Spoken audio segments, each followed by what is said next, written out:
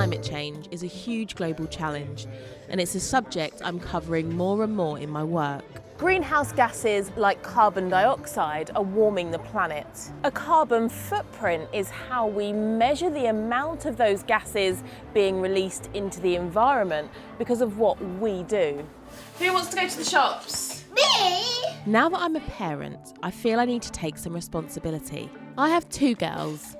Rita's nearly 4 and Betsy's 2. And being a busy mum, I prioritise convenience rather than what I'm doing to the planet. So I'm challenging myself to go green. But first, I need some advice. For every degree you reduce your thermostat down by, you're saving around £90 a year on your energy costs and around just about over 1/4 of a tonne of carbon dioxide a year. So it's quite significant in terms of the money you save and the impact you have on the environment. Neil is a climate change scientist.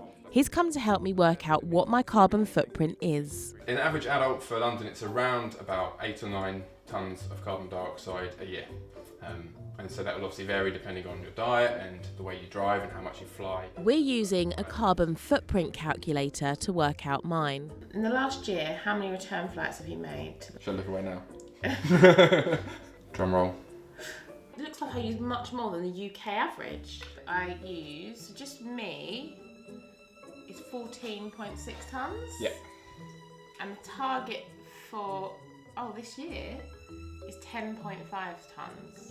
So a little bit of improvement to be made. Oh, I've got to get rid of 4 tonnes. Yeah, we can work on that. Over a third is made up of my travel. The rest is the energy I use at home, the food I eat, and everything else I consume. I'll start by cutting down on gas and electric. I don't use the car often, but for this week I'm giving it up altogether. And the biggest challenge will be switching to a vegan diet. Got my shopping bags, my pound, 2 things I always forget usually on my shop. I'm cutting out animal products because farming for meat and dairy is a big contributor to greenhouse gases. Jack, on the bags, so they are from here. I'll also try to buy food grown in this country because of the carbon produced by a plane journey. But quite quickly I realise only a handful of vegetables are farmed here this time of year. So I'm going to get a few aubergines, but I've just seen that they're from Spain. Spain again. Spain. Canary Islands. Oh, South Africa. Blimey. It's starting to look like a real vegan shopping trolley, isn't it? But I find out there can be a cost to going green. The fishless fish fingers are £2.50 for a pack of 10, but I could get fish fingers for £1. That's for the bird's eye ones. I don't know what they're going to make of this. I don't know what. I'm hoping they just won't notice. I've got to go and find the bus stop now. I was feeling really proud of myself after my shop, but I've got it home and I've realised that most of the meat substitutes that I bought actually have egg in it. It will limit my options this week, but I can start with vegan sausages, vegetables and quinoa. I feel like a TV chef. It's really not going to be any TV chef cooking, believe me. 8 bits for you, lucky. Betsy loves carrots. Do you think you would go cut down on meat, like maybe 3, 4, 5 nights? Oh yeah, it's fine. I'll do it. I think it went better than planned. Rita definitely clocked on they weren't meat sausages. But little one, Betsy, she seemed pretty impressed. It's day 2 and there's something else I want to look at. The amount of waste we produce. Less than half of Londoners recycle. We do, but I know there's a lot more we could be doing. I've come to East London to speak to one man who says he's got his landfill waste down to less than 1 bin a year. ANDA refills and reuses almost everything because recycling produces its own greenhouse gases. It's better if you just keep refilling it so you don't have to recycle it. At his local shop, he fills up on detergents and tries not to buy anything at all that comes with packaging. We spent the whole year trying to reduce as much as we could. As a busy mum, I'm just thinking about time and money. So is it going to cost more and is it going to take longer? It will cost you eventually less, but it will take you some time to get used to at the beginning. I want to start doing this, but it's going to take some research to find out where I can refill. Back at home, I start to think about how we could produce less waste. Oh, is there a poo in here? It's estimated that 3 billion nappies are thrown away every year in the UK. We've definitely gone through thousands. It's the end of the day and these are all our nappies. Most end up in landfill or are incinerated. So I want to find out if there's a better option. There are several different types of reusable nappies, but we're off to try cotton ones. Hi, I'm Tara. Hello, Tara. This is I'm Betsy. Joy. Hello. What do you think? That's going to be fun. How have you seen things change over the 21 years? Really big change has been Blue Planet, David Attenborough's coverage of the plastic in the ocean.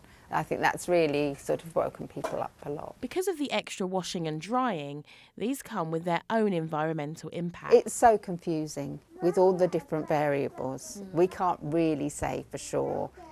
The longer a child stays in nappies, the bigger the impacts. Bye, Betsy. We buy 2 washable nappies and wipes to get us through the week. It's day 3 and things are going well. I haven't put the heating on yet. I usually would have it straight on before I come down. Here's the cardigan. We're trying to use less energy by turning the heating down and reducing the electricity we use. Miss my tumble dryer. It just takes so much time to do it this way. Betsy, do not stand with it. It's dangerous, sweetheart. But by day 5, I'm feeling less optimistic about our lifestyle change. Our annual holiday abroad has the biggest effect on our carbon footprint, and I'm not sure if I want to give it up. The diet change is starting to get to us too. My partner and I have gone vegan and the children vegetarian, and meal times have been a challenge. The girls haven't liked all the food, and I'm worried that so much of what I've cooked is processed. Okay, calm down. Trying to get out on time without using the car has also been difficult, and I'm struggling. I'm soaking wet, my feet are wet, I'm feeling a bit deflated because I don't know what to eat and I can't just grab something off the shelf. So this morning I feel like I've had enough. Making so many changes hasn't been easy, and I've come to realise that I'm going to need to change my whole mindset. First, I need to start buying less. Got them in every colour. They're about £5 or £6 each. Take clothes, for example. Cheap, throwaway fashion creates billions of tonnes of carbon emissions, and I'm definitely adding to the problem. I'm off to meet my sister, Here she is. who does her bit for the planet by trying to buy mainly second-hand clothes. There's a certain guilt about throwing it away and just chucking clothes out, and you can just buy much more quality in charity shops because they're better brands. The issue I have with it is that the time it takes to find good stuff. We've made loads of changes this week, and some are working well, like the cotton nappies. We're trying to buy less stuff, and on days like this, we don't miss the car at all. But what else are we prepared to give up? This week has been quite a challenge, and I've worked out if I were to continue to live this way for a whole year, then I'd reduce my carbon footprint by about 2 tonnes. And I'm a bit disappointed, to be honest, but I am going to continue to try and live in this way. The big thing we need to look at is whether we're going to go abroad on holiday, because that makes a huge difference. The one thing we are prepared to really try is to give up meat permanently.